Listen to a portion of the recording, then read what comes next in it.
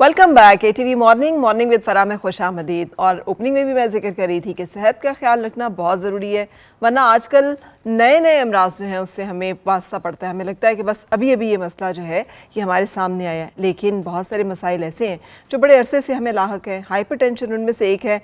सबसे ज़्यादा for granted लिया जाने वाला भी शायद मसला यही है। हम समझते हैं, जैसे मुझे एक टाइम लगा समझाने में अपनी टीम और बहुत सारे लोगों को कि टेंशन एंड हाइपरटेंशन का टेंशन से कोई ताल्लुक़ नहीं है।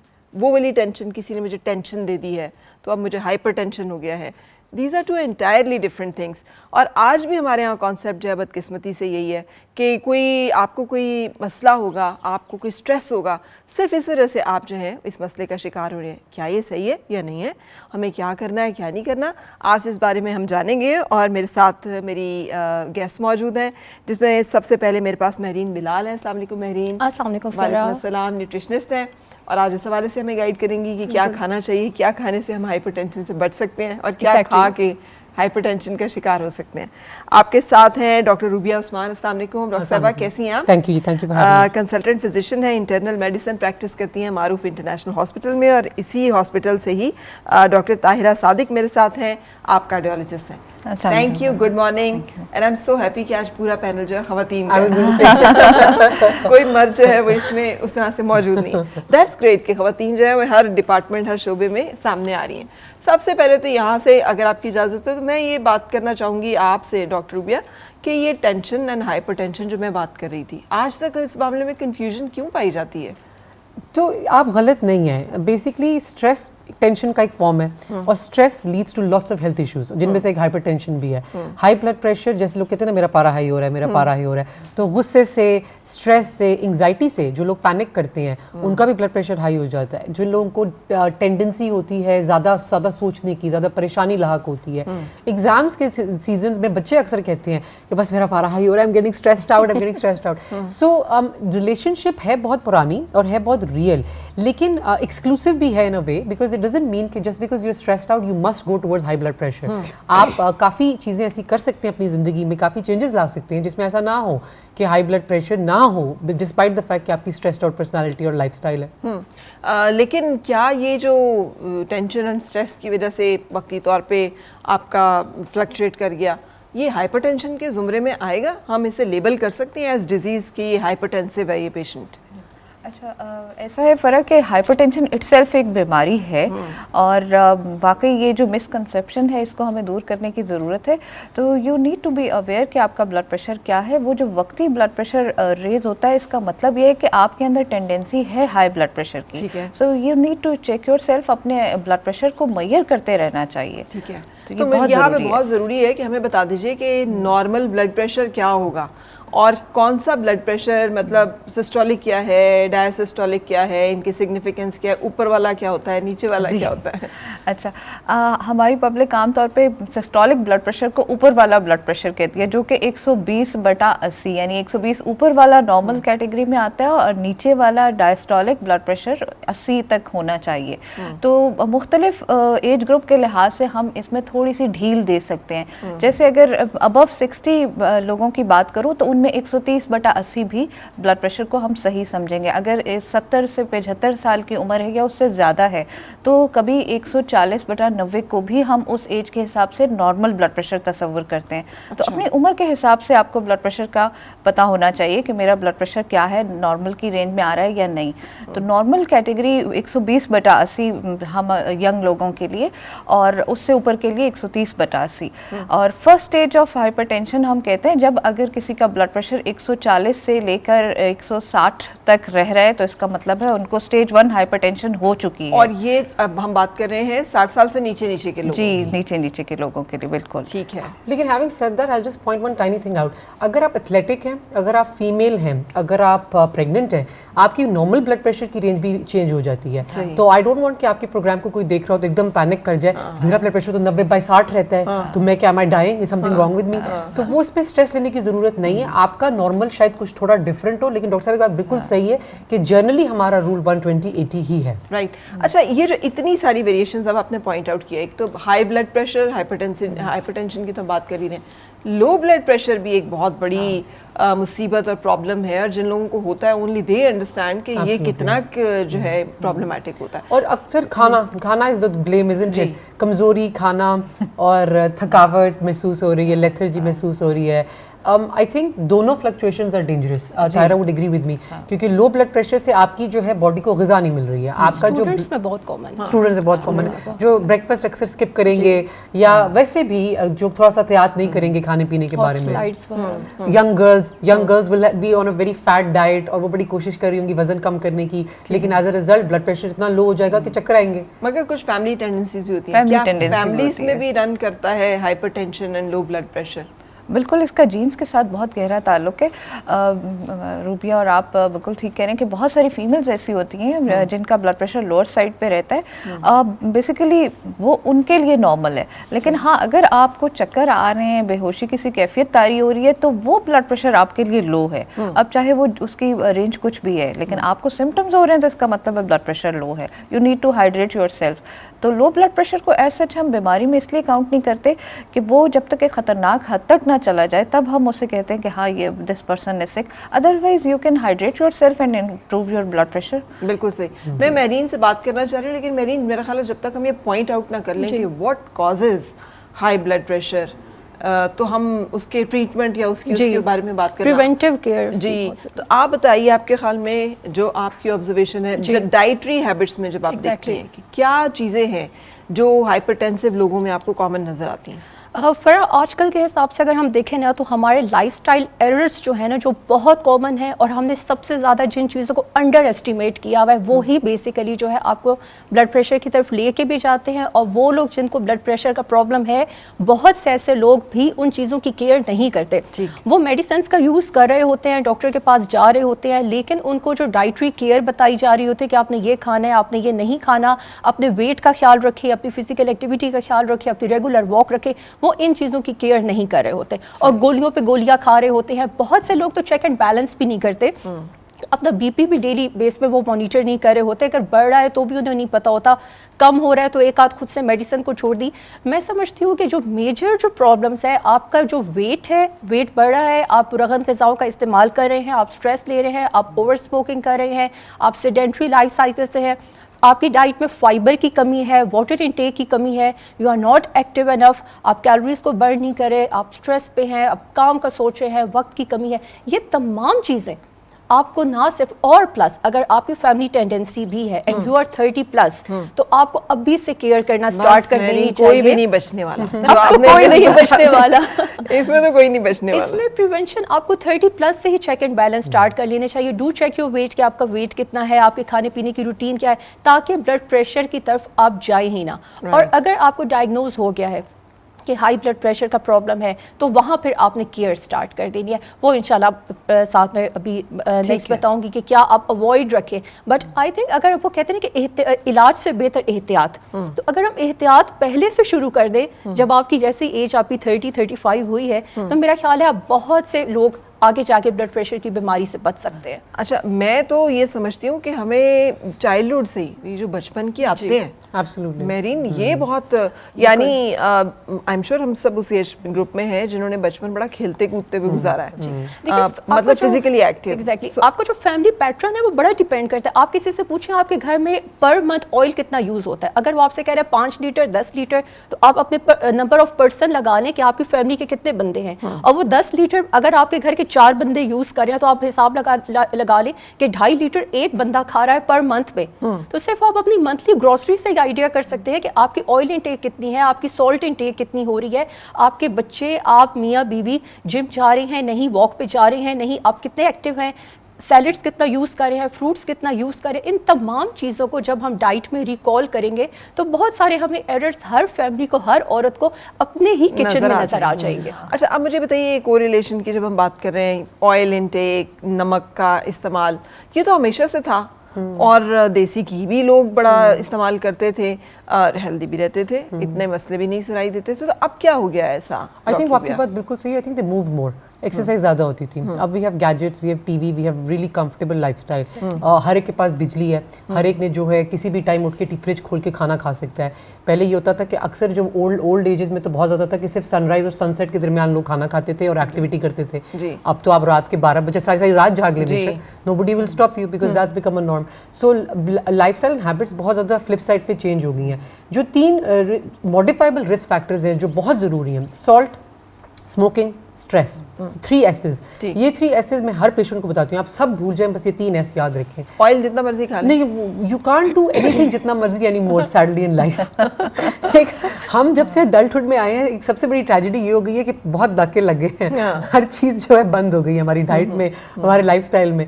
तो बहुत मॉडरेशन इज़ द की। बहुत ज़्यादा कोई भी चीज़ ना खाएं, सॉल्ट भी मॉडरेशन में लें, शुगर भी मॉडरेशन में लें फॉर दैट मैटर। तो वो मॉडरेशन से ये होता है कि अगर आपके पोर्शंस छोटे होते हैं, obviously money will tell better, so you will naturally have a healthier lifestyle. लेकिन आई थिंक जो आपने एक बड़ी अच्छी बात पॉइंट आउट की कि What you do at home reflects। तो अगर आप एक्सरसाइज करें, आपके बच्चे भी करेंगे, वो न्यू नॉर्म बन जाएगा। अगर आपका लाइफस्टाइल सेडेंटरी है और इस बेसिकली काउच बाउंड कि आप सोफे पे बैठे टीवी देख रहे हो, सोफे पे खाना आ रहा है, सोफे पे सारा दिन गुजर रहा है, so then obviously the kids will think that's normal, तो फिर वो वही करेंगे अपनी आगे जिंदगी में। ठीक है। डॉक्टर तायरा इज कार्डियोलॉजिस्ट, क्या ताल्लुक है अब हाइपरटेंशन को साइलेंट किलर जो कहा जाता है, तो ये साइलेंट किलर क्यों कहा जाता है और फिर ये कैसे हमें मार देता है एकदम अचानक से? अच्छा, साइलेंट किलर का मतलब ये है, इसको क्यों कहा गया, क्योंकि बहुत से लोग अब आई एम श्योर किसी वक्त आप जाके उनका ब्लड प्रेशर चेक करें तो उनका हाई होगा, लेकिन they are not aware about it, इसलिए खामोशी से ये अपना काम करता जाता है। और इसका जो हाई ब्लड प्रेशर का असर है ना, वो ना सिर्फ दिल पे बल्कि गुर्दों पे, जिस्म के तमाम शरियानों पे इसका असर पड़ता है। तो वक्त के साथ साथ ये अपना काम करता जाता है, आपके गुर्दे फेल होने की तरफ जाना शुरू हो जाते हैं। पता तब चलता है जब पेशेंट का या हार्ट अटैक हो चुका होता है या उसका गुर्दा फेल होने की तरफ जा रहा होता है, तब मरीज अस्पताल पहुंचते हैं। इस वजह से इसको साइलेंट किलर कहा जाता है। तो 17 मई को डे सेलिब्रेशन का मकसद ये कि हम सबको ये आगाही दें कि आपको अपना ब्लड प्रेशर पता होना चाहिए। तो कितनी दफ़ा दिन में मेजर करें अपना ब्लड प्रेशर? आप एटलीस्ट हफ्ते में, महीने में एक बार तो लें ताकि आपको पता हो। जैसे आप 30 इयर्स की एज में आए हैं या आपकी फैमिली टेंडेंसी है तो आपको ज़रूर अपना ब्लड प्रेशर सिर्फ मैयर कर लें। तो आज का जो है ना, इस दफ़ा का थीम भी हमारा ये है कि ज़रूर इसको मैयर करें ब्लड प्रेशर को। आपको पता होना चाहिए कि आपका ब्लड प्रेशर लोअर साइड पे नॉर्मल है। हाउ डिपेंडेबल आर ये जो ऑटोमेटिक डिवाइसेस हैं, क्योंकि हर बंदा जो है वो तो ट्रेन नहीं होता कि वो आपकी मतलब ब्लड प्रेशर जो इंस्ट्रूमेंट है उससे वो कर सके, तो क्या ये इफेक्ट दे आर रिलायबल। आप बस उसके सेल्स नए हो, वो ठीक हो, और आप 2-3 लोगों का चेक करके एक दफ़ा मेक श्योर कर लें, कैलिब्रेट कर लें कि आपकी मशीन ठीक है। तो ये एक बड़ी मिसकंसेप्शन है कि जी उसके ऊपर ठीक नहीं होता। उसके ऊपर ठीक होता है, हाँ, अलबत्ता जो हमारा ऑफिसेज में हम मैयर करते हैं मर्क्यूरी, वो ज़्यादा अच्छा समझा जाता है क्योंकि 10 मिलीमीटर का फ़र्क होता है, ठीक है। बट इट डजेंट मीन कि वो आपको मैयर सही नहीं बताएगा। आप उसको लें, फिर आप अपने जब फिजिशियन के पास जाएं तो आप अपना एक रिकॉर्ड उनको शो कर दें, तो it will definitely help you. और आप अपनी होम मशीन भी ला सकते हैं। So as a GP I will advise this कि मैं ये कहती हूँ जिनको स्ट्रेस होता है कि जी हमारी मशीन ठीक नहीं चल रही, तो आप अपनी मशीन साथ ले आएं, will do it at the same time and आप रीअश्योर हो जाएंगे वो सही चल रही है, आपको पता चल जाएगा। अच्छा, एक जो बहुत बड़ा इशू है ना, बिकॉज मेरे माशाल्लाह पेरेंट्स, और उसमें से मेरे वालिद who is very stubborn and is not ready to take pills, so आप लोग जो एक रेकमेंड कर देते हैं कि हाइपरटेंशन के लिए एक गोली जो है वो रोज़ाना आपने लेनी है, सो वो बहुत कमाल रखते हैं कि वो स्किप कर दें उसको। सो वन डे मैंने इसी तरह से फाइंड आउट किया कि मैंने देखा बहुत चिड़चिड़े हो रहे हैं, एवं गुस्सा आई जा रहा है उन्हें, and he is just not happy यार। तो मैंने कहा मैं आपका ब्लड प्रेशर चेक करती हूँ, और मैंने चेक किया तो इट वाज 160/90, लेकिन आप कह रही हैं कि वो नॉर्मल है, so I should ignore it? नहीं, देखिए, you felt a difference in him ना, so it was high for him. Okay, right. So इसका मतलब ये जो रिफ्लेक्ट करे कोई बंदा, गुस्सा, चिड़चिड़ापन, बेचैनी, बाज़ लोग कहते हैं कन्फिडेंस लग रही हैं, सो ये सिम्टम्स जो हैं, इसका मतलब ये है कि भले आपका ब्लड प्रेशर वहाँ पे 140/90 शो हो रहा है, बट आपकी बॉडी के लिए maybe it's higher for you. और एवरेज चेक कर लेना। So the easiest way is कि आप 7 दिनों में नॉर्मल अवेक आवर्स में 2 दफ़ा ब्लड प्रेशर अपना चेक करें। जब आपके दिमाग में कीड़ा आ गया कि आई थिंक मुझे हाई ब्लड प्रेशर है, तो एक average home blood pressure monitoring ये कहलाती है, बहुत आसान है, एवरीबडी कैन डू इट। तो अगर आपके पास मशीन नहीं, किसी से उधार मांग लें। मैं तो ये भी नहीं कहती मरीजों को कि खरीदें, don't waste money, just borrow it off, किसी के पास होगी जरूर, तो आप उधार मांगें और अपना blood pressure morning evening normal awake hours में 7 दिन चेक कर लें। ठीक है। तो वो आपको एक एवरेज भी दे देगा और वो डॉक्टर को बड़ा अच्छा क्लियर आइडिया दे देता है, मरीज को भी। लेकिन मरीज डिनाइल में होता है, तो बहुत डॉक्टर डिनाइल में होता है। अब denial ऐसे में पेशेंट्स होते के लिए जो अभी मैंने जी। आपको रिपोर्ट किया एक इंसिडेंट, तो ऐसे पेशेंट्स के लिए क्या रिकमेंड करेंगे आप कि जो पिल्स भी नहीं लेना चाहते हैं और उन्हें लगता है कि क्या जरूरत है रोजाना लेने की, जब हाई ब्लड प्रेशर होगा तब हम ले लेंगे गोली। हाँ, अच्छा फिर एक बहुत अच्छी इसके लिए चीज़ है जो ऐसे हमारे जो स्टबन पेशेंट होते हैं जिन्हें मनाना मुश्किल होता है, आई एडवाइस कि उनको एक 24 आवर्स हम ambulatory blood pressure monitor advice करते हैं, जो उनको हम लगा के घर भेज देते हैं और वो अगली दफ़ा जब हमारे पास आते हैं 24 आवर्स के बाद, तो पूरा डाटा उसमें आ जाता है कि जब ये सो रहे थे तो ब्लड प्रेशर कितना था, ये चल रहे थे तो कितना था, गुस्सा कर रहे थे तो ब्लड प्रेशर क्या था। जब वो अपना चार्ट खुद रिव्यू करते हैं ना, then they come to know कि जी हो सकता है कोई एक आर ऐसा था जब 200 क्रॉस कर गया ब्लड प्रेशर। सो अब फिर हम उन्हें बताते हैं कि ये वो पॉइंट है जब आपको ब्रेन हेमरेज हो सकता था। सो ये काउंसलिंग की भी एक टेक्निक है और to accurately know your blood pressure, this is a very good option we have for this patients. बिल्कुल सही। और डॉक्टर के पास फॉलो अप विजिट पे भी ज़रूर जाना चाहिए। जब भी आपको डॉक्टर बताए कि आफ्टर मंथ और 2 मंथ आपने फॉलो अप विजिट पे आना है, तो आपने आना है। अक्सर लोग होता है वो एक मेडिसिन जो डोज उनको बताई जा रही होती है वो 6-6 महीना उसी को यूज़ कर रहे होते हैं, वो फॉलो अप विजिट पे नहीं जाते। तो फॉलो अप विजिट पे जाना डॉक्टर से ज़रूरी है ताकि डोज बढ़ानी है, कम करनी है, आपका जो चार्ट है बीपी का वो उसको मॉनिटर कर सके। एग्जैक्टली, हम एक जोड़ा नया ले लेंगे। डॉक्टर की फीस और कंसल्टेंसी जो है वो हमें लगता है कि यार इसके बगैर गुजारा हो सकता है, वो पड़ी हुई है हमारे पास। फॉर एक और बहुत फनी पॉइंट जो हमारे कार्डियोलॉजी फ्रेंड अक्सर कहते हैं, तो एकोकार्डियोग्राम की कॉस्ट फॉर एग्जांपल 8,000 है और हम फेशियल करते हैं हाइड्रा फेशियल 10 से 12,000 का, और रुपये के पास ज्यादा लोग जाएंगे एस्थेटिक्स के लिए वो उस पे खर्च कर देंगे, और जो एको कराएंगे उस पे कहेंगे इस पे कोई डिस्काउंट नहीं है डॉक्टर साहब, इतना महंगा, and then you don't realise कि दैट्स सेविंग योर लाइफ। ये दिल फेशियल कराने धड़केगा से खुशी मिलती है ना, टेंशन कम हो जाती है। वो भी थेराप्यूटिक तो है। May be. लेकिन लेट्स कंटिन्यू, हम एक ब्रेक के लिए रुक रहे हैं और उसके बाद फिर मिलते हैं। फिर से मुस्कुराए और मिलके गुनगुनाए हैं गुमशुदा जो खुशियाँ सारी वो ढूंढ लाए। आओ फिर से मुस्कुराए, मॉर्निंग विद फरा, मॉर्निंग विद फरा।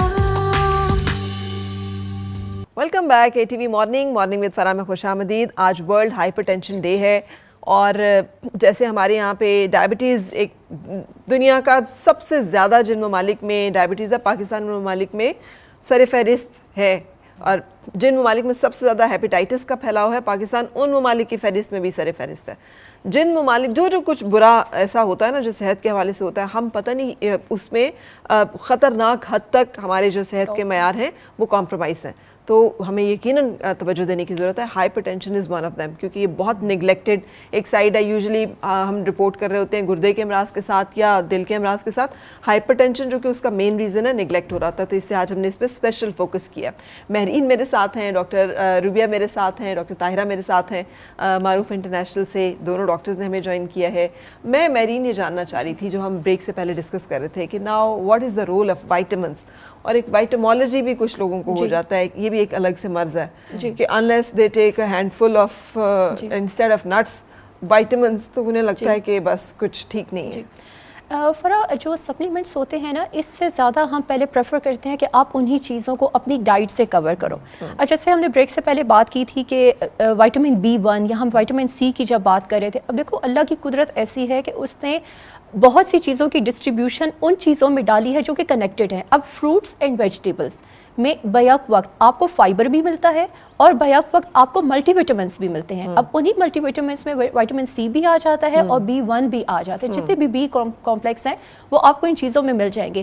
कंपैरेटिवली जो फैट्स हैं वहाँ पर आपको विटामिन्स मिनरल्स उतने नहीं मिलेंगे या बहुत माइन्यूट अमाउंट में मिलेंगे। अल्लाह ने ही फ्रूट्स और वेजिटेबल्स में तमाम B कॉम्प्लेक्स विटामिन्स, तमाम मल्टी मिनरल्स जो है वो उसमें ऐड कर दिए हैं। अब जो ग्रीन लीफी वेजिटेबल्स हैं, या आप स्ट्रॉबेरीज को ले लो या आप बनाना को ले लो, स्ट्रॉबेरीज में फ्लेवोनॉइड्स बहुत ज़बरदस्त होते हैं, बनाना में पोटेशियम बहुत ज़्यादा होता है, स्ट्रॉबेरीज में, अंगूर में पोटेशियम बहुत है, अनार में पोटेशियम बहुत है। फिर इसके अलावा जितनी भी ग्रीन लीफी वेजिटेबल्स है, सरसों का साग हो गया, पालक का साग हो गया, इनमें पोटेशियम ज़्यादा है। ये पोटेशियम आपकी बॉडी में सोडियम लेवल को कम करता है, किडनी हेल्थ के लिए बहुत ज़रूरी है और आपकी वाटर को बॉडी से निकालता है, टॉक्सिन्स को बॉडी से निकालता है। लेकिन गुर्दे के लोगों को तो पालक नहीं, मना कर गुर्दे देते के हैं। लोगों के लिए अच्छा। नहीं, ये मैं हाइपरटेंशन के लोगों की बात ठीक है। कर रही हूँ जिनका ब्लड प्रेशर ज्यादा है, ठीक है। लेकिन उनको किडनीज का और कोई प्रॉब्लम नहीं है। Right. तो अपने अगर वो फ्रूट्स ले रहे हैं तो हाइपरटेंसिव पेशेंट अगर दिन में 1 या 2 केले का इस्तेमाल करता है या फ्रूट्स में अंगूर, अनार, ग्रीन लीफी वेजिटेबल्स अपने सैलेड्स वगैरह में ज़्यादा यूज़ करे तो उसको ना सिर्फ वाइटामिन्स मिलेंगे, उसको मिनरल्स मिलेंगे, बल्कि उस पोटेशियम से उसकी बॉडी से सोडियम भी निकलेगा और एक्स्ट्रा जो टॉक्सिन्स हैं उसकी बॉडी नेचुरली डिटॉक्स ये आजकल तरबूज और ये खरबूजे की डिफरेंट फैमिली जी, एंड देन use कर सकते हैं। एंड देन जी। जामुन एंड देन फालसा, बिल्कुल तो यूज ये कर सब- सकते हैं। अच्छा। बट अगेन उसमें आपने एक चीज देखनी है कि आप सिर्फ हाइपरटेंसिव हैं, प्लस अगर आप साथ में डायबिटिक है तो फिर फ्रूट्स का परहेज रखेंगे, ठीक प्लस डायबिटिक के साथ अगर किडनीज का भी प्रॉब्लम है तो फिर आप उन फ्रूट्स और सैलेड्स को अवॉइड करेंगे जो कि मना है। जैसे हमने कहा कि पालक साग हो गया, अनार हो गया, अंगूर हो गई, तो ये फिर उन लोगों के लिए सूटेबल नहीं है जो hypertensive plus diabetic plus kidney patients ठीक है। हैं। सो इंडिविजुअली जो केयर है वो आपको डाइटिशियन भी बताती है और आपके जो फिजिशियन है वो भी आपको जनरल केयर ये बताती बड़ा है कि मुश्किल आपको काम ये होता चीज है एग्जैक्टली, क्योंकि ना वो थोड़ा अक्सर सा भूल इसमें- जाते हैं बिल्कुल, और इसमें- बुजुर्ग जी। यूजुअली ये इन अमराज का शिकार जब होता है बंदा तो वो अब मुझसे भी रोजाना पूछ रही थी मेरी मम्मी, जी। केला खाना था कि नहीं खाना था।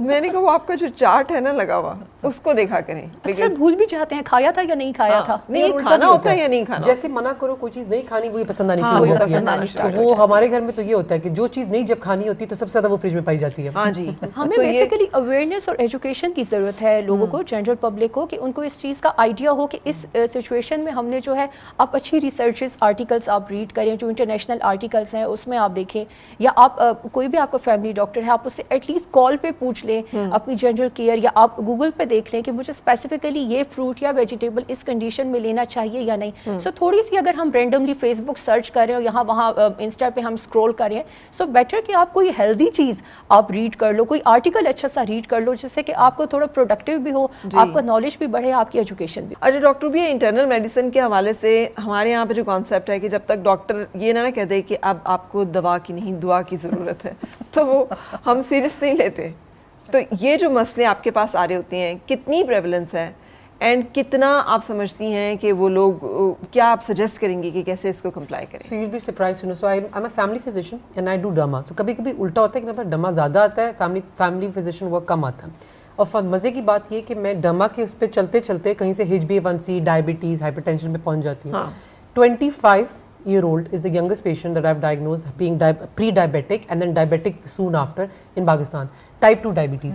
which I was shocked at and I kept thinking, मैं अपने दिमाग में सोचती रही, अपना अक्ल और अपनी सारी नॉलेज लड़ाती रही कि नहीं ये मोडी टाइप, मतलब उसकी और क्लासिफिकेशंस ढूंढने की कोशिश करती रही, लेकिन लेटर ऑन आई रियलाइज कि no this is just because of ethnicity. और मुझे भी पहली बार तब पता चला कि फॉर एशियंस हमारी एथनिसिटी के लिए आप 25 के बाद ब्लड टेस्ट चेक कर सकते हैं डायबिटीज़ के लिए, वो विच मेक सेंस क्योंकि हम प्रेग्नेंट खवातीन में जो एशियन होती हैं जेस्टेशनल डायबिटीज़ का टेस्ट होता ही होता है, ये मैंडेटरी है, it's required. So the point that I am trying to make is कि अब हम ज़्यादा से ज़्यादा यंग लोग देख रहे हैं विद दिस क्रॉनिक कोमोबिडिटीज़, जो डायबिटीज़, हाइपरटेंशन, ये जो प्रॉब्लम्स हैं ये आपकी लाइफ लॉन्ग एलिमेंट्स हैं, ये सूनर और later they will get worse और टाइम के साथ साथ बढ़ेंगी। तो ये जो गेस्टेशनल आपने इश्यूज जी, का जिक्र प्रेगनेंसी के किया दौरान। कि ये प्रेगनेंसी के दौरान हाइपरटेंशन हो जाना या डायबिटिक हो जाना, तो इनका बाद में भी चेक बहुत ज़रूरी है क्योंकि ये अगर आपका ड्यूरिंग प्रेगनेंसी आपको डायग्नोज हुआ है तो आपकी प्रोबेबिलिटी कि आपको आगे ज़िंदगी में होगा बहुत ज़्यादा है as compare to general population. इसको क्या अवॉइड कर सकते हैं? यस, बाय वही just everything that we been talking about कि अच्छा लाइफस्टाइल, अच्छा हेल्दी ईटिंग, एक्सरसाइज, अवॉइडिंग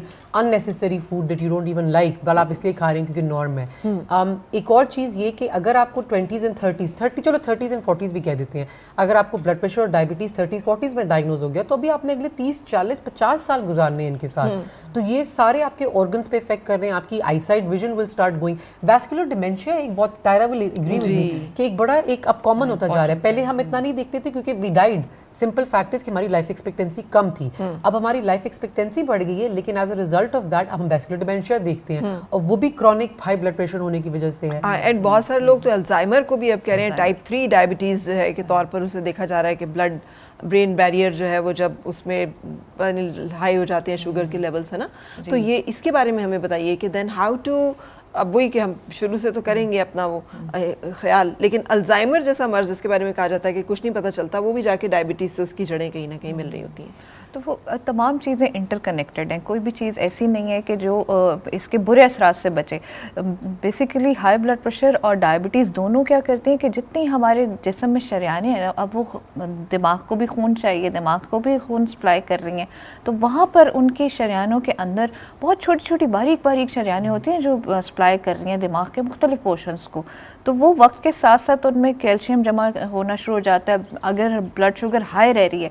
तो अब जिस एज पे बेसिकली जाके डिमेंशिया होना था उससे बहुत पहले शुरू हो जाता है। दैट्स वाई कि आप अल्जाइमर्स और ये तमाम चीज़ें जल्दी देख रहे हैं। दूसरा, आई पर्सनली बिलीव के प्रोसेस्ड फूड अगेन चूँकि ये हमारी डाइट में बहुत ज़्यादा है, तो it must be having some relation with that to.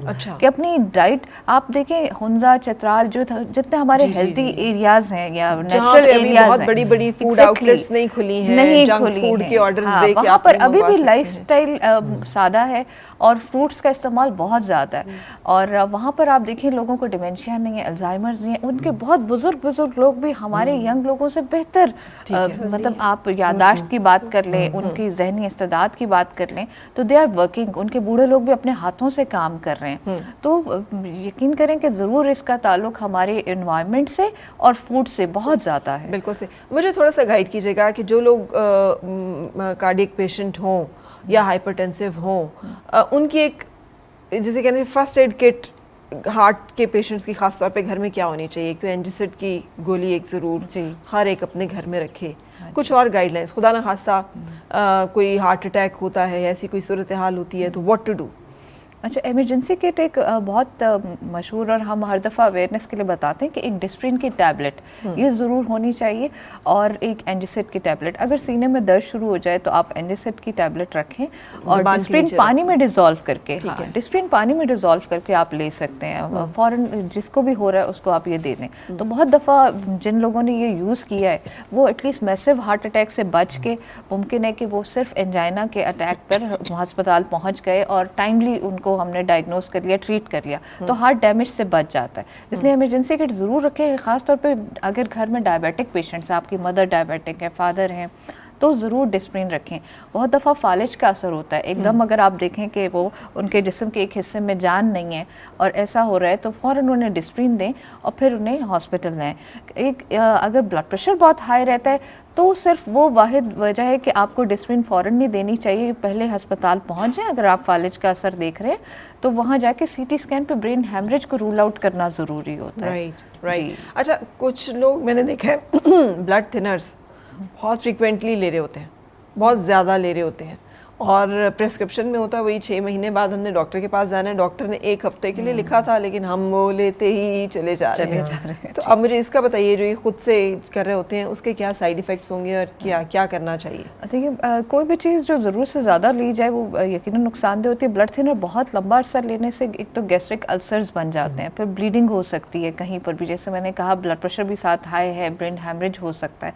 तो वो तमाम लोग जो ब्लड थिनर पे हैं वो ज़रूर अपने डॉक्टर को फॉलोअप करें और अपने ब्लड टेस्ट भी करवाते रहें। और ड्यूरेशन जो हम मैक्सिमम ड्यूरेशन होती है हार्ट अटैक के बाद वो 1 ईयर होती है, जिसपे हम स्टेंट के साथ ड्यूल एंटीप्लेटलेट पे रखते हैं। फिर पेशेंट्स मुझसे आके जब कहते हैं ना डॉक्टर साहब नुस्खे में से दवाइयाँ बहुत हो गई, कम करें, तो मैं कहती हूँ मैं बिल्कुल कम करने को तैयार हूँ। आप कोलेस्ट्रॉल कम कर लें, जो आपके करने के काम वो आप करें तो उतनी ही दवाइयाँ कम हो जाएंगी। ठीक है, मुझे ये भी बता दीजिएगा सारे देखने वालों के लिए कि कौन से ऐसे टेस्ट हैं जो दिल की सेहत के लिए, हम एक जनरल टेस्ट तो कराते नहीं हैं कि हम ब्लड का एक आम सा टेस्ट करवा लें, लेकिन एक साल में कौन से वो टेस्ट हैं जो आप रेकमेंड करेंगी कम से कम हमें करवा लेने चाहिए? After age of 40 ETT the treadmill test, एक अगर आप खुद नहीं दौड़ेंगे तो फिर डॉक्टर दौड़ाएगा मैं फिर कहती हूँ फिर मैं दौड़ाऊंगी, तो वो एक ट्रेडमिल टेस्ट साल में एक बार ज़रूर कर लेना चाहिए आफ्टर एज ऑफ 40। सबके लिए एक बहुत easy non invasive diagnostic test है और वो ऑलमोस्ट 70% पिक कर लेता है। अगर कोई आपकी आपकी हार्ट के साथ प्रॉब्लम होना जा रहा है तो it will pick it up. बिल्कुल सही। अच्छा मेरीन, अब हमने वाइंड अप करना है and you have a lot to say, क्योंकि अब जाहिर है मैं तो सारा कुछ नहीं क्वेश्चंस में पूछ सकती, सो जो आपके जहन में है मैं चाहूँगी कि गाइडलाइन ज़रूर हमारे साथ शेयर करें।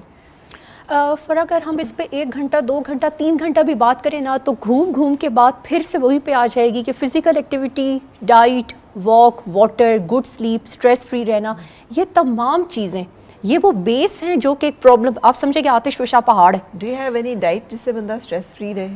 नहीं, डाइट ऐसी होनी चाहिए जो कि आपको ओवरऑल हेल्दी लाइफस्टाइल की तरफ लेके जाए। देखो अगर बचने का कोई नुस्खा पूछ रही हूँ आपसे, क्योंकि आजकल बच्चे भी जैसे आपने देखो अगर आप एक्सरसाइज और वॉक करते हैं ना, एक रिसर्च ये भी कहती है कि अगर आप रेगुलर वॉक करते हैं तो 72 आवर्स तक आपकी बॉडी जो है वो हार्मोन सीक्रेट करती है जो आपको रिलैक्स रखते हैं, और जो आपके स्ट्रेस हार्मोन्स है वो 72 आवर्स तक कम हो जाते हैं। तो अगर आप आधा घंटा भी वॉक कर रहे हैं तो उसके ऑनवर्ड 72 आवर्स तक आपकी बॉडी स्ट्रेस हार्मोन्स को कम कर देते हैं। ठीक है। सो परेशानियां नहीं बदलती, हालात नहीं बदलते, लेकिन एटलीस्ट हमारा देखने का पर्सपेक्टिव बदल सकता है। सो हम अगेन उसी चीज़ पे आते हैं कि ऑर्गेनिक फूड का इस्तेमाल करें।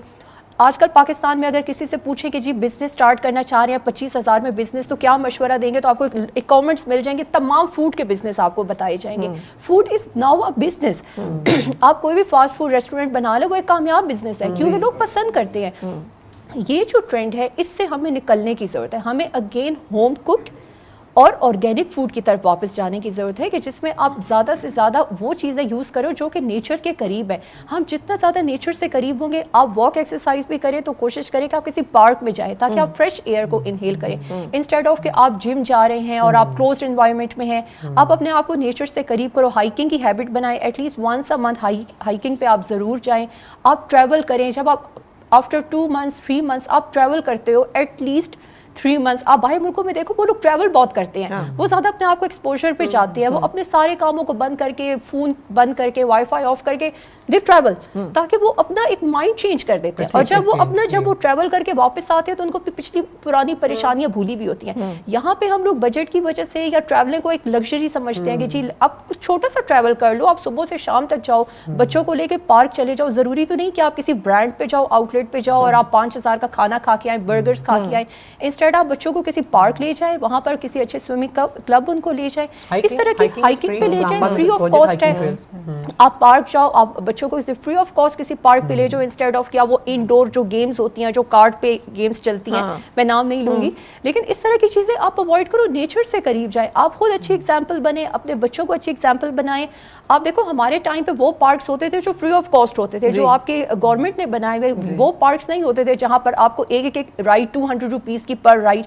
ये चीजों पे बच्चों की भी कोई फिजिकल एक्टिविटी नहीं हो रही, आपका भी खर्चा हो रहा है, और बच्चे क्या सीख रहे हैं, वो इंस्टेड ऑफ वो पार्क्स जाने के अब उन्हीं जगहों की रिक्वेस्ट कर रहे होते हैं कि आप हमें इन चीजों पे लेके बिल्कुल, जाएं। Thank you for close to nature होना बिल्कुल। बहुत अच्छा, जरूरी है। आपने तो चूंकि डॉक्टर भी काम किया है इंटरनेशनली भी, तो आपने तो ये देखा होगा हम री इन्वेंटिंग द, जैसे कहते हैं ना व्हील साइकिल, हम उस प्रोसेस में 100%। जिन चीज़ों को वो करके छोड़ चुके हैं और उसके बाद वो वापस आ रहे हैं एक हेल्दी नॉर्मल लाइफस्टाइल की तरफ, हम उन तमाम चीज़ों को कर रहे हैं।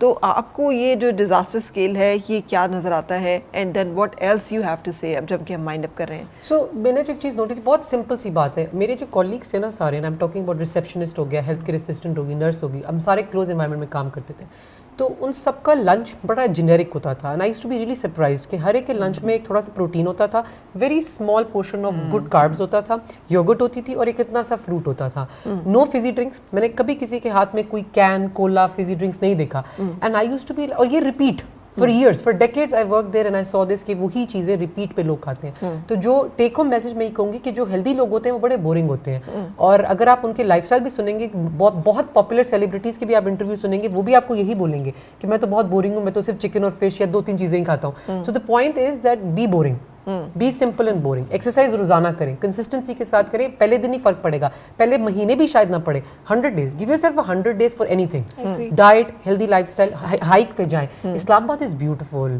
फ्री नेचर ट्रेल वॉक, आप अपहिल जा सकते हैं, बच्चों के साथ लेके जाएं, फैमिली बॉन्डिंग भी होगी, बच्चों के साथ फुटबॉल खेलें, 4 मिनट के बाद आप क्या होके बैठे होंगे। So you know things like that, simple stuff, keep it simple. Right. Doctor Tahira, आपके क्या ख्याल है अब जबकि वर्ल्ड हाइपरटेंशन डे के हवाले से हम बात कर रहे हैं?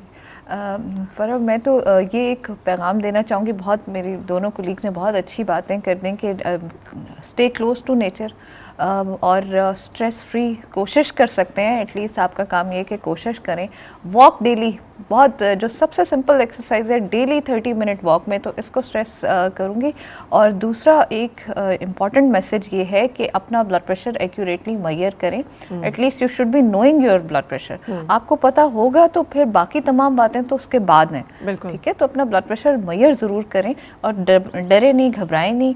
प्रिवेंटेबल है, आप उसको उसी स्टेज पे मैनेज कर सकते हैं, रोक सकते हैं, इसलिए मेजर ज़रूर करें। थैंक यू वेरी मच आप सब लोगों के साथ रहने का। और ब्रेक के लिए रुकेंगे, ब्रेक पे जब वापस आएंगे तो आज बड़े अच्छी समर एक्टिविटी जो है वो प्लान की हुई है रवियान आप सब लोगों के लिए। समर वेकेशंस आने वाली हैं, बच्चों को हमने कैसे एंगेज रखना है, क्रिएटिव साइड पे रखना है, उसको जानने के लिए stay with us.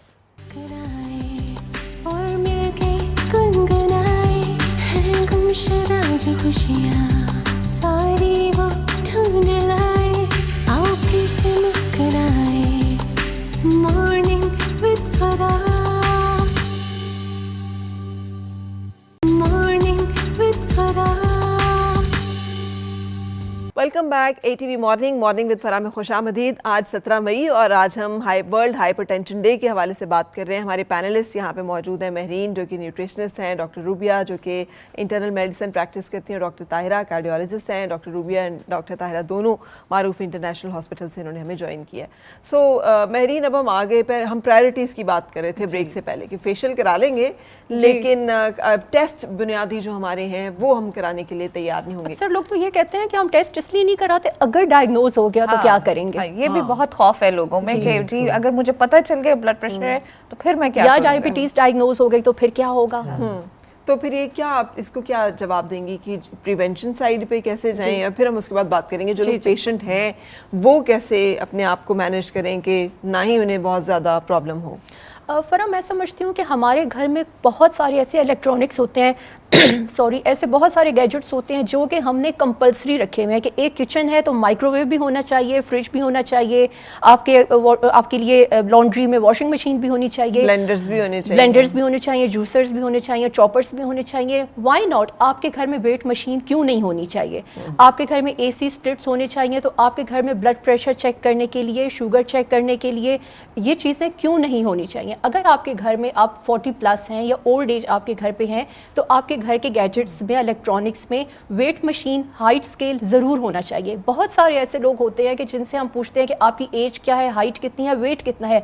They know their age but they don't know their weight. उनको उनकी हाइट नहीं पता होती। ये मैं जनरल पब्लिक की बात कर रही हूँ। वैसे भी लगता है कि वजन हमारा वजन देखिए नहीं हो सकता, लेकिन हम एटलीस्ट उसको केयर कर सकते हैं, हम उसको बहुत सी चीज़ें अवॉइड कर सकते हैं। आपने बहुत सारे ऐसे लोग देखे होंगे जो बहुत मॉर्बिड ओबेसिटी का शिकार होते हैं, उसके बावजूद भी वो आपको निहारी खाते हुए, सिरी पाए खाते हुए, आपको बुरगद ग़िज़ाएं खाते हुए नजर आएंगे। कहते हैं कि जिंदगी एक बार मिलनी है, खा पी के यही लोग होते हैं जो कहते हैं कि जिंदगी एक बार मिलती है। और बहुत सारे ऐसे लोगों के हार्ट अटैक्स और इस किस्म के प्रॉब्लम्स भी ऐसे ही लोगों में बहुत कॉमन है। अगर हम मेजॉरिटी देखें तो जहाँ पर आप मॉर्बिड ओबेसिटी का शिकार हैं, हाई कोलेस्ट्रॉल का शिकार हैं, आपको हार्ट प्रॉब्लम्स, आपको डायबिटीज़, ब्लड प्रेशर, ये होने के चांसेस भी ज़्यादा होते हैं। सो हम ज़्यादा फोकस इस चीज़ पे करते हैं प्रिवेंशन पे, कि आप प्रिवेंशन पे जाए। और आप जैसे ही 30+, 40+ और आपको पता है कि मेरी अम्मी की तरफ से भी टेंडेंसी है, मेरे अब्बू की तरफ से भी टेंडेंसी है, मेरे चाचा, मामू, खाला, उनको भी कार्डियक अरेस्ट का प्रॉब्लम हुआ था, कोलेस्ट्रॉल का प्रॉब्लम हुआ था, सो व्हाई नॉट यू? तो आप करें क्या फिर? उसमें ये एक तो अपना लाइफस्टाइल चेंज कर दें, नमक का इंटेक कम कर दें। आपने अभी से इस चीज की प्रिवेंशन स्टार्ट कर देनी है। अच्छा, हमारे पास बहुत सारे ऐसे लोग आते हैं जो बहुत केयरफुल होते हैं। कुछ माइनॉरिटी उन लोगों की भी है जो कि इस चीज को एडमिट करते हैं बिकॉज ऑफ अवेयरनेस कि अब मेरे चाचा मामे को, दादा दादी को डायबिटीज थी, सो मैं अब केयरफुल, मैं प्री डायबिटिक। लेकिन ऐसे लोगों को भी समटाइम्स हो जाता है, but at least they are careful, at least they know कि हम प्री डायबिटिक हो चुके हैं। यही स्टेज है कि हम अपनी डायबिटीज को रिवर्स करें। अगर ये हो गई तो फिर हम इसको इतना प्रिवेंट नहीं कर सकेंगे। सो अपनी डाइट में नमक का बहुत परहेज रखें, अपनी डाइट में घी का बहुत परहेज रखें, हेल्दी फैट्स का इस्तेमाल करें, कोशिश करें ओलिव ऑयल का इस्तेमाल ज़्यादा करें। नट्स में आप ज़्यादा से ज़्यादा जो है वो बादाम, अखरोट का इस्तेमाल कर सकते हैं। सैलड को यानी कि फाइबर को, ख़ास तौर पे जो ग्रीन लीफी वेजिटेबल्स होती हैं उसको अपने लंच और डिनर का हिस्सा लाजमी बनाएं। हेल्दी योगर्ट्स आप यूज़ करें जिसमें स्किम योगर्ट आ जाते हैं। अपने घर से खुदारा सफ़ेद आटा हटा दें। अपने घर से वाइट राइस हटा दें, इंस्टेड आप ब्राउन राइस लेकर आएं, आप चक्की की रोटी इस्तेमाल करें, आप होल ग्रेन व्हीट इस्तेमाल करें, आप ब्रेकफास्ट में खुदारा फ्राइड एग्स ऑमलेट्स बंद कर दें, आप बॉइल्ड एग की तरफ जाएं ताकि आप एक्स्ट्रा ऑयल्स को फैट्स को अवॉइड कर सकें।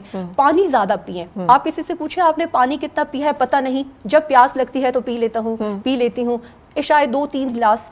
आप पानी को, अपनी हाइड्रेशन को इनफ बनाएं कि गर्मियां हैं तो 3 लीटर एटलीस्ट पानी हो, 3 लीटर एटलीस्ट, और अगर विंटर्स हैं तो एटलीस्ट 6 गिलास ज़रूर पानी पिएं। अच्छा, अब आप डॉक्टर रुबिया, ये जो वर्किंग एनवायरनमेंट्स होते हैं, भले वो मर्द हो या ख़वातीन हो, मर्दों को तो खैर फिर भी फैसिलिटेशन होती है, यूजुअली वॉशरूम्स होते हैं, ख़वातीन के एक्सक्लूसिव होना, फिर इतने सारे लोगों में उनको इस भाग दौड़ में पड़े रहना, कितना पानी पी के उन्होंने वॉशरूम जाना है, ये एक मुश्किल हैसल होती है और एक आदत बन जाती है। ये घर में बैठे लोग जो ख़वातीन हैं, उनकी भी यही आदत होती है समाव। तो आपको क्या ख्याल है कि पानी ना पीना चाहिए, कैसे फिर हमारी गुर्दे को इफ़ेक्ट कर रहा होता है, ओवरऑल हेल्थ को इफ़ेक्ट कर रहा होता है? एंड मैंने ये भी सुना है कि बाज़ औक़ात आपका गुर्दा अगर जो है वो सही काम ना कर रहा हो तो वो इलामात जो है वो आपको हाई ब्लड प्रेशर की सूरत में सिर्फ दिखाई दे रही होती है और कोई साइन सिम्टम नहीं होता। बिल्कुल। और अपने आप को क्या वॉलंटरी जो डिहाइड्रेट कर रहे हैं हम, कि इसी चक्कर में कि जी हमारा दिन गुजर जाए, घर जाके हमें बाथरूम जाना पड़े, दैट्स वेरी डेंजरस। क्योंकि एक तो हमारे यहाँ हम बहुत गर्म आबो हवा में रहते हैं, तो और आप जो है सारा दिन में सस्टेन नहीं कर सकते अपने आप को इस तरह। और पानी is not just for your general health, it's also for other things जो हर एक को बड़ा खुश करता है, स्किन, बाल, वजन कम करना, इन चीज़ों में बहुत हेल्प करता है। तो people who have healthy lifestyle वो अपने साथ पानी की बोतल ज़रूर रखते हैं, हर वक्त कैरी करके फिरते हैं, घर से लेके जाएँ, अपनी आदत बनाएं। पानी की बोतल के ऊपर मार्किंग्स लगा लें कि मैंने 12 बजे तक दोपहर तक इतना पानी पीना है, रात के 8 बजे तक इतना पीना है। जनरली स्पीकिंग 6 बजे के बाद बेशक आप कम कर दें, क्योंकि अब आपने रात को सारी रात उठना नहीं है, लेकिन टिल 6 PM आपको पीते रहना चाहिए कंसिस्टेंटली। जो अक्सर प्रॉब्लम्स होते हैं वो केमिकल इम्बैलेंसेस की वजह से जो होते हैं, वो भी पार्शली पानी की कमी बेशी की वजह से ही होते हैं। बिकॉज व्हाट हैपेंस इज कि आपके इलेक्ट्रोलाइट्स भी ऊपर नीचे हो रहे हैं, आपका पसीना आ रहा है, आप थक रहे हैं, फिर आप ग्रम्पी हो रहे हैं, आपका मूड खराब हो रहा है। तो आधे ज़्यादा मसले, मैं तो पानी में बहुत ज़्यादा बिलीव करती हूँ कि lot of cure is there in water. बिल्कुल। अच्छा, कोलेस्ट्रॉल का क्या रिलेशन है इस सारे हाइपरटेंशन के इस सिनेरियो में? और ये कोलेस्ट्रॉल भी कोई नई सी दरियाफ्त है? क्योंकि ये LDL और HDL का चक्कर जो है ये कोई अभी कोई 8-10 साल पहले ही सुनने में आया, पहले तो इस तरह की बातें जो है वो नहीं होती थी। तो फिर अब इस बारे में क्या करना चाहिए कि हम हाई ब्लड प्रेशर से और दिल के अमराज से बच जाएं? अच्छा, फिर जब से खैर ये डायग्नोज हो गया है कि ये एक चीज़ है और आपके फूड से, आपके लाइफस्टाइल से इसका भी ताल्लुक है, it is one of the corner store of hypertension and heart disease. दोनों के लिए ये एक, जिसको कहते हैं ना, फसाद की जड़ों में से एक ये जड़ भी है। तो इसको कंट्रोल करना भी ज़रूरी है, फिर पता होना भी ज़रूरी है।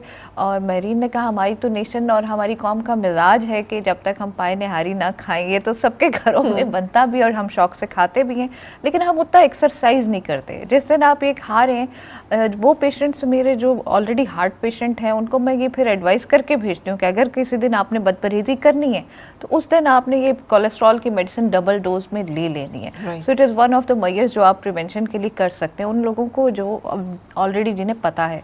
दूसरा, फिर अगर आप एक दिन ये कर रहे हैं तो दूसरे दिन सैलड्स और आपको अपना बैलेंस, एक मॉडरेशन डाइट में रखना बहुत ज़रूरी है अपने कोलेस्ट्रॉल को कंट्रोल में रखने के लिए। फिर एक्सरसाइज हम रिकमेंड करते हैं कि at least 30 minutes daily walk, this is recommended by WHO and across the globe लोग कोशिश करते हैं कि एटलीस्ट 5 days a week आप 30 मिनट की वॉक कर लें, तो ये आपके गुड कोलेस्ट्रॉल को बढ़ाएगा और बैड को कम करेगा। सो ये एक नेचुरल मेजर है, इसको आप बहुत आराम से आई थिंक कर सकते हैं। बिल्कुल सही। अब मेरीन, ये खाने में हम कैसे जज करें कि good cholesterol and bad cholesterol कितना लेना और क्या कब लेना है? फरस में आपने बेसिकली ख्याल इस चीज़ का रखना है कि आपने ऑयल्स जो है ना, फर्स्ट ऑफ ऑल हम ऑयल और घी, जितने फैट्स हैं उनकी तरफ हम आ जाते हैं। अगर एक बंदा अपनी रूटीन में हेल्दी फैट्स का यूज़ कर रहा है, जिसमें हमारे पास ओमेगा 6 ओमेगा 9 की सोर्सेज आ जाती हैं, आप ओलिव ऑयल का इस्तेमाल कर रहे हैं, आप नट्स ले रहे हैं, आप अगर मीट का इस्तेमाल करें हैं तो बजाय इसके कि आप मटन, बीफ का यूज़ करें, आप इंस्टेड आप फिश एंड चिकन को प्रेफर करें, ठीक है, ताकि आप डाइट में कम से कम आप फैट्स का यूज़ रखो। तो देखो, ये वो तमाम चीज़ें हैं जो कि आपको हेल्दी फैट की तरफ लेके जाएंगी। इंस्टेड अगर आप ऑर्गन मीट की तरफ जाते हैं, आप ऑर्गन मीट यूज़ कर रहे हो, आप जैसे हमने कहा निहारी, पाई, इस किस्म की चीज़ें, या बहुत सारे ऐसे ऑर्गन मीट्स जो हैं लोग बहुत ज़्यादा लाहौर में जैसे बनते हैं और पंजाब में बहुत ज़्यादा इस तरह की चीज़ें जो कि आपको बहुत अनहेल्दी फैट की तरफ लेके जाती है। सो ऑटोमेटिकली जब आपकी बॉडी में अनहेल्दी फैट का लेवल बढ़ेगा तो हेल्दी फैट का लेवल ऑटोमेटिकली कम हो जाएगा, क्योंकि फैट को अपनी जगह तो बनानी है। मगर वो जो आज बहुत जिसे कहते हैं ना कंट्रोवर्सी थ्योरीज भी बड़ी इन है आजकल, जी। और एक कंट्रोवर्सी थ्योरी ये भी है कि cholesterol is all made up, man made जिसे कहना चाहिए एरिया। ये फार्मास्यूटिकल इंडस्ट्री जो है ये उसने अपना एक पूरा स्कैम है और ये जैसे ड्रग्स को वो करने का है। और ये बात बहुत इंटरेस्टिंग है। मैं ये कहने लगी थी कि अब अच्छा, so I was a GP partially in England for a long time, तो वहाँ पे हमारे पेशेंट्स जो हमारे से ज़्यादा पढ़ के आते हैं, कभी कभी वो ज़्यादा उनको जानकारी होती है और वो लेटेस्ट रिसर्च के बारे में भी जानते होते हैं, और असल में हमारी गाइडलाइंस भी चेंज करती हैं। So that's a fact as well. तो एग्स के बारे में हमेशा से मशहूर है, पहले था अंडा बिल्कुल ना खाओ, फिर था कि अंडे की वाइट खाओ, फिर था कि नहीं जर्दी में सारा कुछ होता है। So it goes back and fourth कि कभी कभी मैं भी कंफ्यूज हो जाती हूँ कि क्या करना चाहिए। लेकिन देखिए मॉडरेशन, अगेन वही बात रिपीट करूंगी, जो हेल्दी लोग होते हैं वो बड़े बोरिंग होते हैं, वो एक ही चीज रिपीट करते हैं बार बार। तो बात वही है कि मॉडरेशन में खाएं कि ये है। और एक बड़ा अच्छा औजार है आपके पास, आपके घर में बड़ा अच्छा टूल है मेजर करने का कि आप हेल्दी हैं क्या अनहेल्दी हैं। आप एक फीता लें और अपनी कमर का जो है नाप लें। आप वेइंग मशीन भूल जाए, ब्लड प्रेशर मॉनिटर भूल जाए, सारी मशीनें भूल जाए, बस measure your waist. If you are a male और a female and 32 to 37 inches generally cut off है, फीमेल्स 32, मेल 37, आप हाई रिस्क कैटेगरी में। और 37, yes, 32 वेस्ट 32 for women की and 37 high for men. Risk में है। Yes, और उसके हम बाद सब तो फिर माशाल्लाह से and then the next step is very high risk. very high risk। So मैं भी जब पढ़ती हूँ तो हर दफा मैं मतलब रट्टा लगा कर जाती हूँ शो से पहले ताकि गलत ना बोल दूँ ये। लेकिन the fact is कि it is so easy to have a 32 inch waist. Yes. Isn't that normal after like you know becoming an adult? और men का तो ये हमारे यहाँ एशियन एथनिसिटी में तो is the most common. हमारे कल्चर में बहुत सारी चीजें वो बन गई है जो हमें नॉर्मल लगती हैं, जो हमें लगता है कि तो बिल्कुल नॉर्मल चीज है, लेकिन अगर आप हेल्थ पॉइंट ऑफ व्यू से देखेंगे, WHO की रिकमेंडेशंस पे देखें तो वो ज्यादा होती हैं। जी बिल्कुल, और ये WHO का ही क्राइटेरिया है एब्सोल्युटली। और this is the criteria for diagnosing obesity. तो आप लंबे चौड़े क्राइटेरियाज में ना पढ़ें, लंबे चौड़े मैथ्स में भी ना जाएं। सिंपल चीज़ है, अगर आपकी बेल्ट टाइट हो रही है, अगर आपके कपड़े टाइट हो रहे हैं, अगर आपके क्लोथ्स आपको 2 साइज ऊपर जाना पड़ रहा है, तो समथिंग इज नॉट राइट। आपको पता होना चाहिए कि आप सही नहीं अपना ख्याल रख पा रहे हैं। बिल्कुल। तो आप स्टॉप देयर और जाके किसी डॉक्टर से जिससे रुजू करें और जाके पता करें कि व्हाट शुड आई चेंज। बिल्कुल। मैं एक पर्सनली एक अपने पेशेंट का जो है मैं शेयर करना चाहूँगी। उनका हाई कोलेस्ट्रॉल का प्रॉब्लम था और उनको डाइटरी केयर का बिल्कुल आइडिया नहीं था। उनको डायग्नोज था, वो बहुत मेडिसिन भी यूज़ करे थे, लेकिन जब भी वो टेस्ट करवाते थे तो उनका बहुत ज़्यादा कोलेस्ट्रॉल आता था। फिर उनको डॉक्टर ने रिकमेंड किया कि आप जाओ और अपना डाइट प्लान बनाओ। जब उसको डाइट में बहुत सारी चीज़ें मैंने रोकी तो वो मुझे हंस के देखने लगे, तो कहते फिर खाऊं क्या, मैं तो यही चीज़ें खाता हूँ जो आप मुझे मना कर रही हैं। तो बहुत मुश्किल हुआ उनको इनिशियली समझाने में, लेकिन आफ्टर अ मंथ जब उन्होंने अपनी केयर की, उनके कोलेस्ट्रॉल लेवल्स बिल्कुल मैनेज थे। अच्छा। और उनकी जो मेडिसिन थी वो भी ऑलमोस्ट हाफ कर दी गई थी, क्योंकि उनका नेचुरली डाइट से। और फिर उन्होंने मुझे आफ्टर अ मंथ कहा, अब मुझे पता चला कि क्या नहीं खाना था। अच्छा। क्योंकि जो नहीं खाना था वही मैं खा रहा था। तो जब उन्होंने उस अपनी डाइटरी केयर की विद प्रॉपर मेडिकेशन और डॉक्टर की जो उन्होंने एडवाइस की थी, तो उनका प्रॉब्लम बिल्कुल सॉल्व हो गया। राइट। अच्छा, ये जो कोलेस्ट्रॉल की कहानी है ना, मैंने एक अमेरिकन कपल था जिन्होंने रिसर्च की, PhD थी उनकी, विटामिन्स के कोरिलेशन डिजीज़ के साथ। सो उन्होंने ये शेयर किया था काफ़ी अर्से पहले जब वो शो में आए थे कि उन्होंने उनकी रिसर्च के मुताबिक कि विटामिन B1 बहुत हाईली इफ़ेक्टिव है डायबिटीज़ की मैनेजमेंट में। और अगर जो लोग डायबिटीज़ की टेंडेंसी रखते हैं या फिर डायबिटिक हैं, वो अपनी डाइट में विटामिन B1 का एक पिल जो है वो डेली ऐड करना शुरू कर दें, तो इससे उनको डायबिटिक कंट्रोल में बहुत ज़्यादा फ़र्क पड़ता है। और इसी तरह से उन्होंने बताया था कि कोलेस्ट्रॉल के लिए सिंपली विटामिन C का इंटेक जो है वो आप बढ़ा दीजिए। आपकी बॉडी में इनफ विटामिन C होगा तो आप ऑटोमेटिकली कोलेस्ट्रॉल जो है आपका वो मैनेज होता रहेगा। उसमें उन्होंने मुझे मिसाल भी दी थी जो आज तक मुझे याद है कि हाथी इतना बड़ा होता है, उसकी जिसामत इतनी बड़ी होती है, डील डॉल भी होता है, लेकिन वो उसे हार्ट अटैक कभी नहीं होता, क्योंकि उसका बॉडी जो है वो खुद ब खुद विटामिन C बनाती है। हमारी बॉडी बनाती नहीं है, हमें बाहर से चाहिए होता है। तो आप ये करें। मैंने इसको ट्राई किया। My mother when she was diagnosed diabetic, तो instantly I just had this in my mind. तो मैंने वो विटामिन B की गोली बाहर से मंगवा के उनको देना शुरू कर दिया। और उनका जो डॉक्टर है उन्होंने भी मुझसे पूछा, आप क्या कर रही हैं, इनकी मतलब शुगर्स जो है वो जो जहाँ पे डायग्नोज हुई थी उससे रिवर्स।